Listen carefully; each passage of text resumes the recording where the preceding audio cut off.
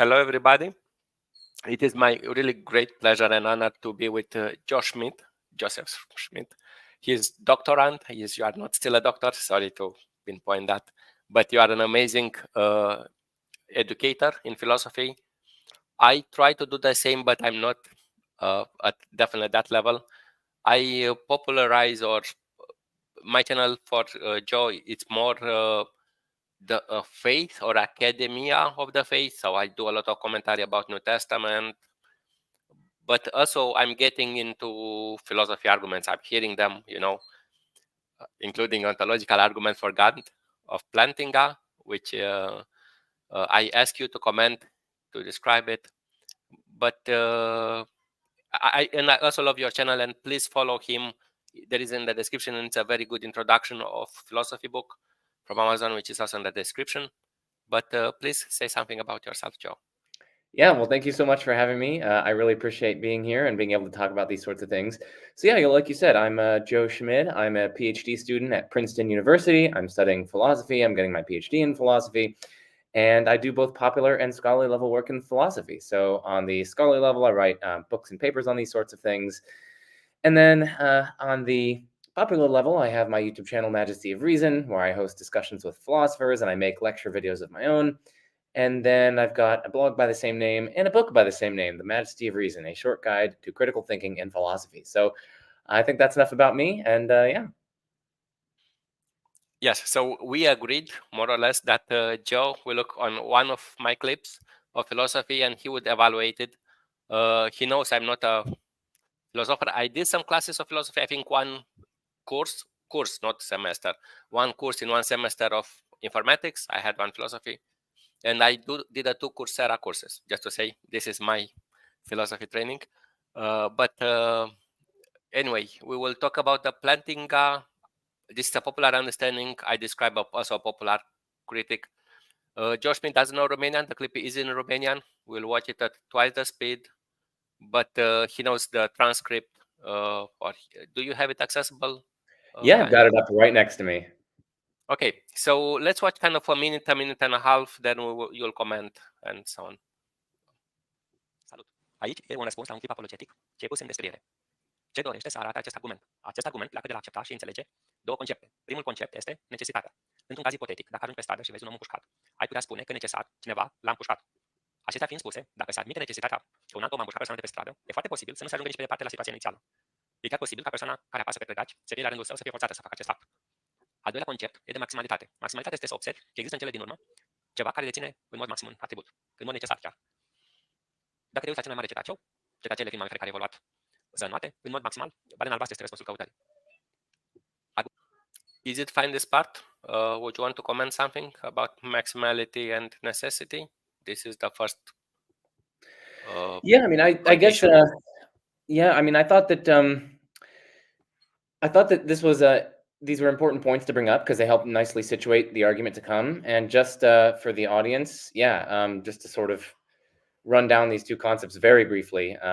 Something exists necessarily just in case it cannot fail to exist. So it must exist. It can't fail to exist. You might think that 2 + 2 = 4. That seems really plausible. And it seems like that can't fail to be true. That must be true. And so it's necessarily true. And similarly, something that necessarily exists is such that it cannot fail to exist. It must exist. It has to be in reality. And philosophers kind of regiment this in terms of possible worlds, but we're going to get onto that later. And then, yeah, the point about maximality is basically, we're talking in the modal ontological argument about a maximally great being. So this being, which is the greatest possible being, and it has all the great-making features, all the features that make something great. It has all those great-making features to their optimal maximum extent. So basically, like the greatest possible extent that could be had of the features. So in terms of knowledge, it'd be like omniscient, like the greatest possible kind of that property, and that's omniscience. And similarly with various other properties, so like omnipotence and moral perfection and so on. So yeah, I think that's all good by way of setup. Argumentul ontologic are mai multe formulări, dar dat fiind discuția din clip, noi am să punem argumentul lui Plantinga și Plantinga am să folosesc ultima formulare din 1975. Prima premiză este că există o ființă maximală într-o lume posibilă. Dacă ființa maximală există într-o lume posibilă, ea există în toate lumele posibile. Dat fiind că ființa maximală există inclusiv în lumea noastră, din premisele 1 și 2, Dumnezeu există. Deci să începem. Are you happy with this formulation of Plantinga from 75? Or Yeah, I mean, I think what I appreciated that what you said is like there are various different formulations of the argument. I really appreciated how you said that, and it's important to emphasize that because there are much more technical ones. You can give many more premises and flesh out the various inferences and so on. And I think this is a reasonable formulation, a reasonably simplified formulation to help kind of get people onto the argument. As you point out, yeah, it's basically saying that there's a maximally great being in some possible world. And if there's a maximally great being in some possible world, then this maximally great being exists in all possible worlds. And so it follows that this maximally great being exists in all possible worlds. And of course, the actual world is a possible world. And so a maximally great being exists in the actual world. So that's basically how the argument goes. And that second premise, which says that if there's a maximally great being in some world, then it exists in all worlds, is basically motivated by the thought that a maximally great being would be a necessary being. It wouldn't just like happen to exist in some worlds and not others. So if it exists at all, it would have to be a necessarily existent thing.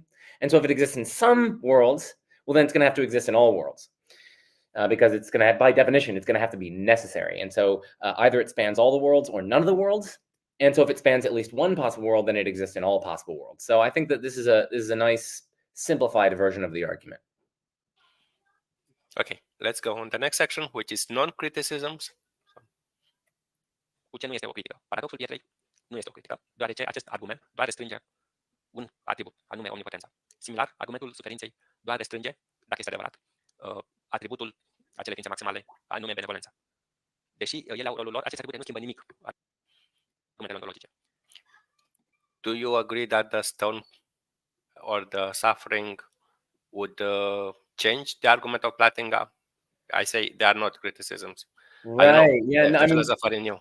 no, this is good. I mean, this is really sort of deep stuff. I mean, I don't think so. Let's take the stone paradox at first. I agree with you that one does not succeed as a response or a criticism to this argument. I mean, for starters, the people could just respond that, yeah, maybe omnipotence is not actually possible. But again, we're just talking about the greatest possible being that there could be. So if omnipotence is not possible, okay, fine. It's not going to be included in the concept of this maximally great being, but it could still have a ton of power, right? It still could be extremely powerful. Yeah. So that's one thing that they could say. And so it's not really going to challenge this argument. But also they could just say, this doesn't even challenge omnipotence at all, because an omnipotent being should only be able to do what's possible to do. And actually, the description of the stone makes it actually not a possible thing. And so this is no challenge to omnipotence. So that's another kind of standard response to the stone criticism. And then moving on to the suffering point, yeah, I think there are two similar responses to this, and you pointed out one of them, and I'm going to point out the other. The one that you pointed out was like, again, even if this argument works, it would only show that omnibenevolence is not possible. You can't be maximally benevolent while also being maximally powerful and maximally knowledgeable. But you could just be like extremely, extremely good, but maybe not like have the full-blown perfect goodness. And you could still run the argument in terms of a being that is just like very extremely good. Because again, we're talking about the maximally greatest possible being. So that's one response that you gave, and I think that's exactly what the proponent of the argument should say. Alternatively, they could just say, well, no, so the suffering that we see in the world is compatible with there being a perfectly benevolent, omnibenevolent being, and they could give various sort of like theodicies and various other defenses of their view. That's the literature on the problem of evil. We don't need to get into that here, but I just want to say that they don't even need to give up omnibenevolence in order to respond to this. So I think there are two responses to this one. So I think there are two responses to each. So yeah. Totuși, argumentul lui Plantinga are problemă special cu al doilea punct și am să discut în filosofie ce înseamnă lumi posibile. Iar am pus doar câteva în discuție, dar toate acestea sunt exemple tipice de lumi posibile și în toate aceste exemple argumentul lui Plantinga nu se aplică. Și prima formă este una dintre formulele multiversului, anume că universul în care suntem probabil că nu este unic și o formă a acestui univers este că toate opțiunile posibile se întâmplă dar în copii. Deci ne putem imagina, să luăm de exemplu lui Luther. Într-un scenariu, Luther nu s-a născut, iar în alt scenariu, Luther s-a născut și a fost ucis imediat după ce a pus legile sale ca să reformeze catolicismul, iar în altă formă este forma în care suntem azi și în altă formă este, de exemplu, că Luther nu era antisemit. Iar, de exemplu, în lumea aceasta posibilă, exemplu în care Dumnezeu există, este doar în lumea în care Luther nu era antisemit. Cu toate acestea, noi suntem într-un univers în care Luther a fost antisemit și Dumnezeu nu există în lumea noastră. O altă formă a lumilor posibile este că trăim într-o simulare. Okay. What do you think about this criticism of this shape of multiverse? Because it will. Yeah, so I mean, I was just wondering.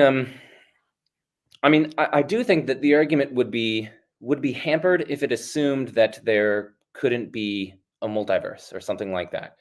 The argument would certainly be hampered with that assumption. But what I'm not seeing is how the argument requires ruling that out, or how it requires an understanding of possible worlds which somehow is incompatible with that. I mean, I could just clarify what the notion of possible worlds is at play. Maybe that'll help. So as philosophers understand possible worlds, these are basically just comprehensive ways that all of reality could be.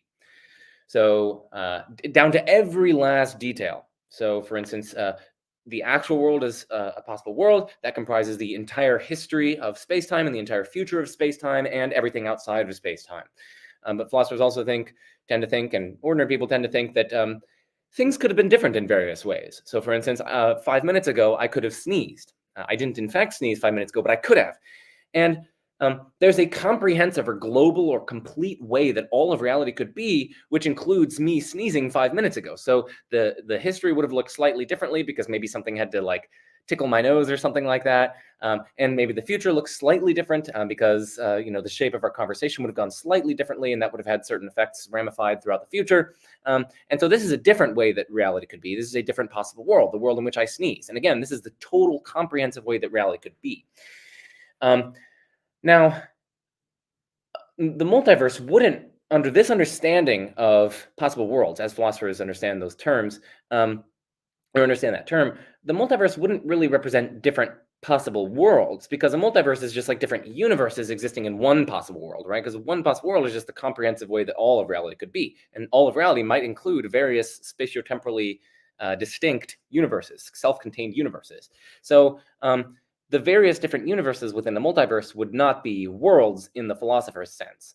And given that, it's not clear to me how this would challenge the second premise of Plantinga's argument. So that would be kind of my main style of feedback. In a theological way, it's like, Jesus didn't die on the cross.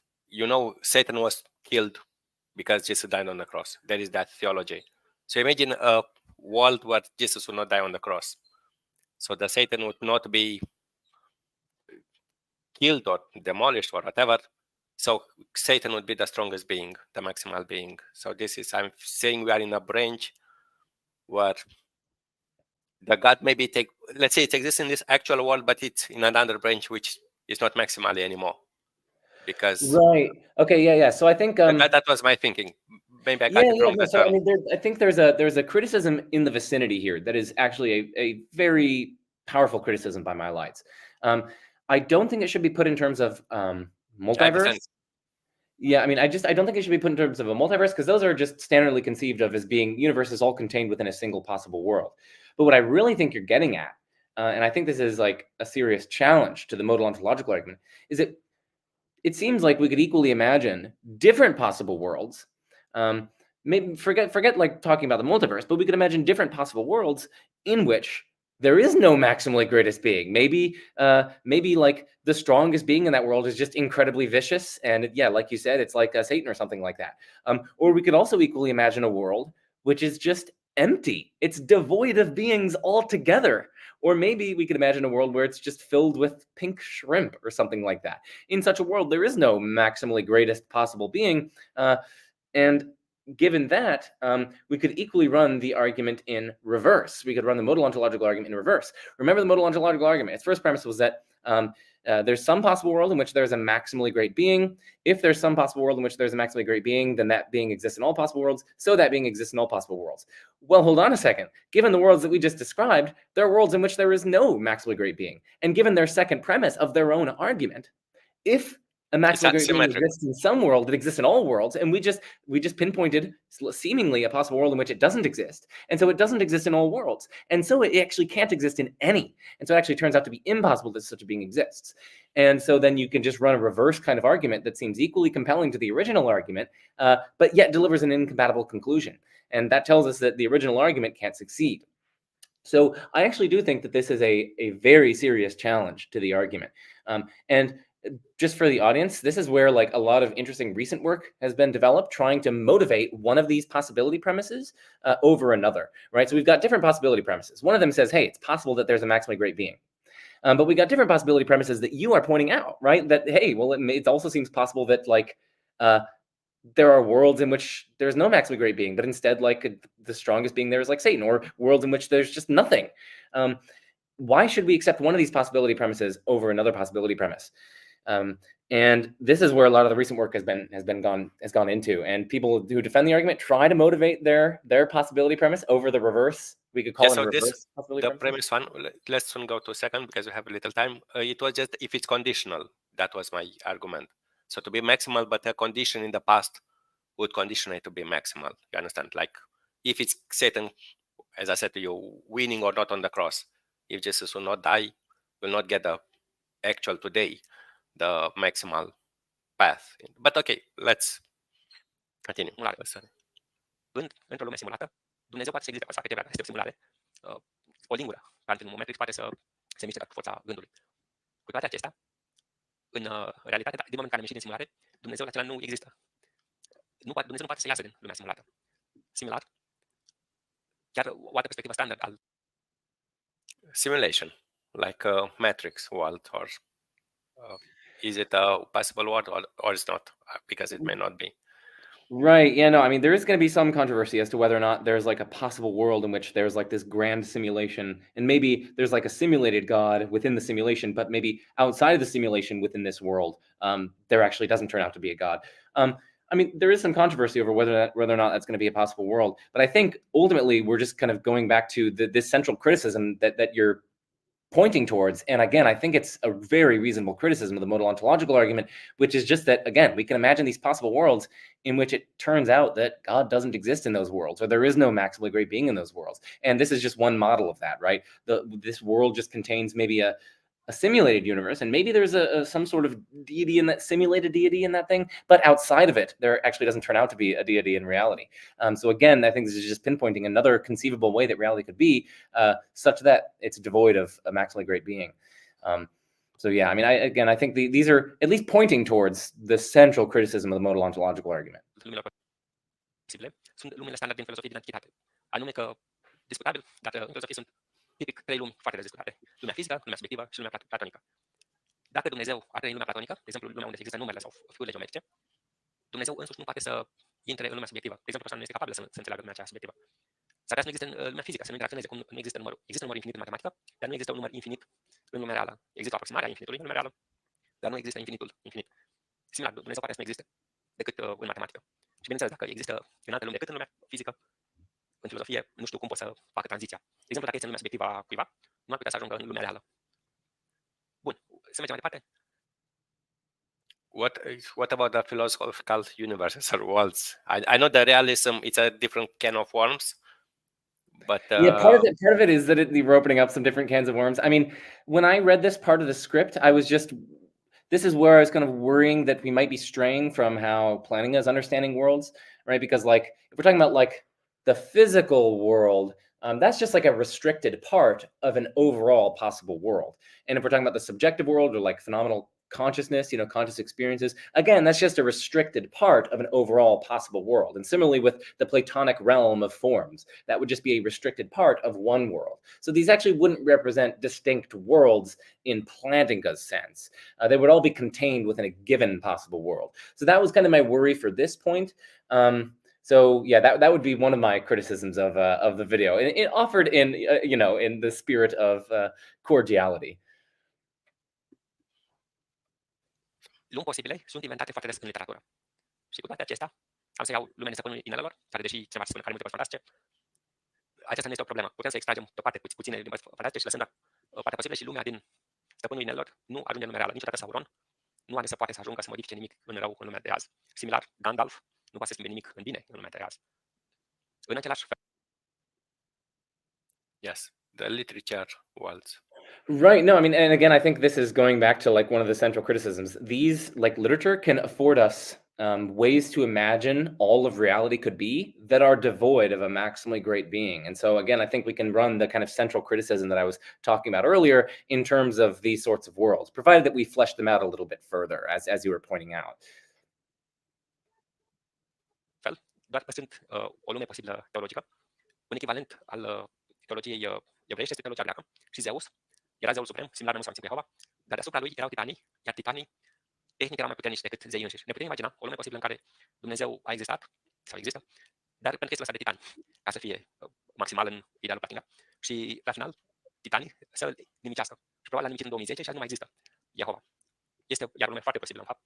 Ne-am imaginat-o și nu există niciun motiv pentru care nu ar putea să nu existe titani. Și titanii puteau să fie la rândul capricioși. Și ultima problemă este că lumile posibile. Okay, what about these theological terms when there is an overlaying God which just allows the God to be for a time maximal? Yeah. This This is is a another theological more criticism, but it's you understand, it's a framework. Yeah, no, I mean, I definitely understand it. One of the worries that I had for this one was like, at least standardly conceived, God is supposed to be, by definition, just like the fundamental foundational layer of reality. You know, he's supposed to be this necessarily existent foundational being, upon which or upon whom all the rest depends. Whereas in this imagined scenario, it seems like it's like the Titans, if I recall correctly. It's sort of like the Titans that have control and power over God, and upon which God depends. So they may actually just say this world is just sort of incoherent, because the God that we're supposed to be imagining is by definition just this foundational, necessarily existent thing upon which everything else depends. Whereas in this world, we're trying to imagine God depending on something else and God being sort of contingent to this world. So they might try to delegate. So this perspective, it's in fact is delegating, I would say. Like even Jesus in the traditional Christianity, he becomes like God and he becomes human. So he can lose the power according to the gods. I'm not saying it's the same theology, but here the God could be just delegated to be the maximal being, but for a time. And then he can ask, give me mortality. I'm sick of these humans. That was the argument. So he can be just for a time maximal. You can infer it, but later to be just get the source of life or that whatever. Yeah, and I guess one of the ways that the defender of the argument would probably try to respond is like, it wouldn't make sense for something to be just for a time maximal, because if it's maximal, if it's maximally great, it should be necessarily existent. It should be existing at all times. It should be unable to be destroyed. So I think they're going to try to say that actually this world doesn't seem to make much sense. That's probably how they're going to respond. Thank you. Totdeauna noi le inventăm și putem inventa relativ ușor o lume în care, când zic inventez, nu înseamnă că este neapărat fictivă. Sau nu este mai fictivă decât orice altă lume, dar noi totdeauna creăm lumi și acolo creăm în lumile acelea posibile, definim entități. Forța din războiul stelelor s-ar putea să fie mult mai puternică decât ce vezi tipic un creștin că face. Și cu toate acestea, Jediismul nu are la fel niciun impact în lumea fizică, materială în care trăim. Perfect. Deci aici cred. And here is the outro. So this is you take basically, I would say this is the real world. Like Star Wars is inspired of Buddhism, if I remember right, and things like that, and Christianity. And just to make it a bit more improved on the actual world, let's say so. So it will be the same maximal world, but that doesn't exist. It will be God plus one. That's the last criticism. I'm not sure if I described it well. Yeah, I mean, well, when I was reading the script, I mean, this is similar. It just reminded me of the criticism that I was mentioning earlier, that we can imagine worlds ourselves that involve no maximally great being. And you were just describing how various other models can afford us these sorts of imaginative exercises. You gave the example of fiction, but like we can also imagine these things ourselves. That's what my takeaway was. And like, yeah, I was describing some of those earlier. Like we can just imagine an empty world with nothing in it. We can also imagine a world just filled with an endless ocean of pink shrimp. There's no God in that world.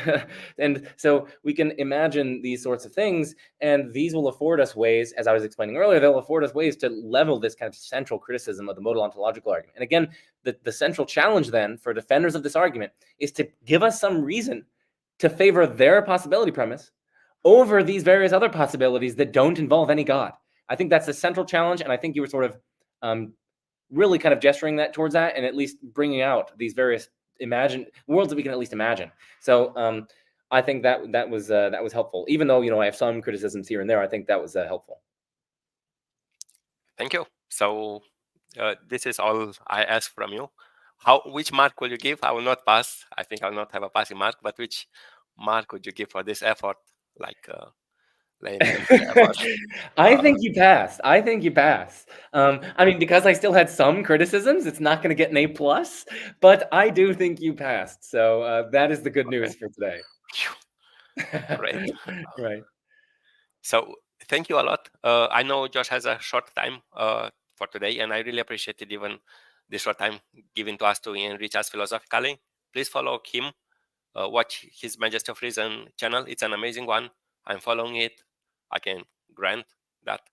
And thank you, Joe. Would you want some parting words before? Yeah, and thank you for having me on. And I really do appreciate you bringing philosophy to the popular audiences, just like I am, and especially doing it in other parts of the world and in other languages. I think we definitely need that, and it's really valuable work. So I thank you for doing that, and thank you for helping me kind of contribute to that. So yeah. You're the best. Still, thank you a lot, Josh. Yes, absolutely. And see you next time. All right. Bye. Bye.